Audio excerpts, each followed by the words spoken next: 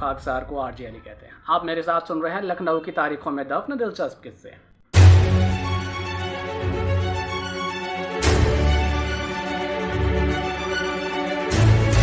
ये सच है कि नए सितारे के चमकने के लिए किसी गर्दिश का होना बहुत ज़रूरी होता है। उस समय भारत में इनकलाब के ढेरों बीज पनप रहे थे, जिसमें गर्दिश और तकलीफ अपनी तयशुदा हक को अदा कर रहे थे। नया भारत तेजी के साथ करवटें बदल रहा था।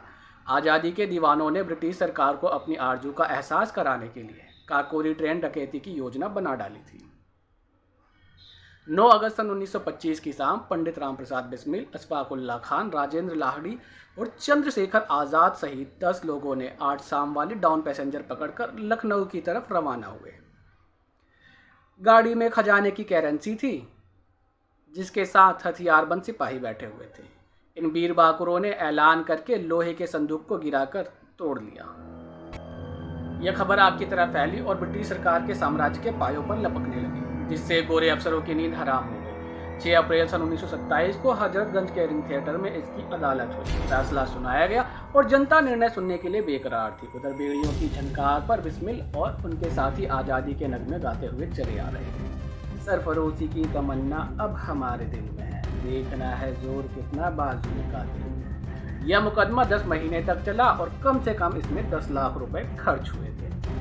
और फिर सरकारी फैसले पर राम प्रसाद बिस्मिल को गोरखपुर जेल में, रोशन सिंह को इलाहाबाद जेल में और अशफाक उल्लाह खां को फैजाबाद जेल में 19 दिसंबर सन 1927 को फांसी दे दी। राजेंद्र लाहिड़ी को 17 दिसंबर 1927 को गोंडा में फांसी दी जा चुकी थी। लखनऊ के दीवाने रामकृष्ण खत्री को और उनके सभी साथियों को लंबी कैद की सजाएं हुई। सचिंद्र सान्याल को आजीवन कारावास मिला। बाद में चंद्रशेखर आज़ाद को अल्फ्रेड पार्क इलाहाबाद में बलिदान होना पड़ा।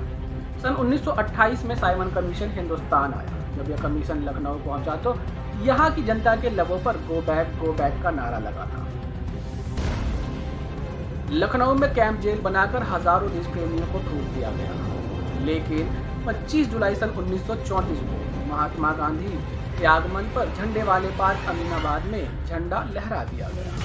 सन 1942 की चिंगारी बनकर जब भारत छोड़ो की आवाज़ बुलंद हुई और लखनऊ पहुंची तो यहाँ दफ़ा 144 लागू कर दी गई। मोती महल पुल पर गिरफ्तारियां होने लगी और आज़ादी के मतवालों ने अपनी जान का बलिदान देकर देश की मिट्टी को सींचकर उस पर आज़ादी का पौधा बो दिया।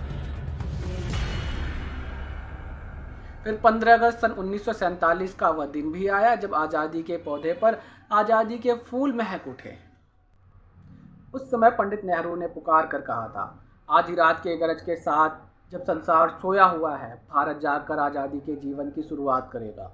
इतिहास में ऐसा लम्हा विरला ही होता है। आज हम आज़ाद हैं, हमारा देश आज़ाद है और इस आज़ादी के पीछे एक अविस्मरणीय इतिहास है, जिसमें लखनऊ का अप्रतिम योगदान है जो कभी भूला नहीं जा सकता। आप सुन रहे थे मेरे साथ किस्सा लखनऊ के इनकलाब के दीवानों का। खाकसार को आरजे अली कहते हैं। मिलते हैं फिर आपसे यहीं किसी नई दास्तान के साथ। तब तक के लिए खुदा हाफिज़।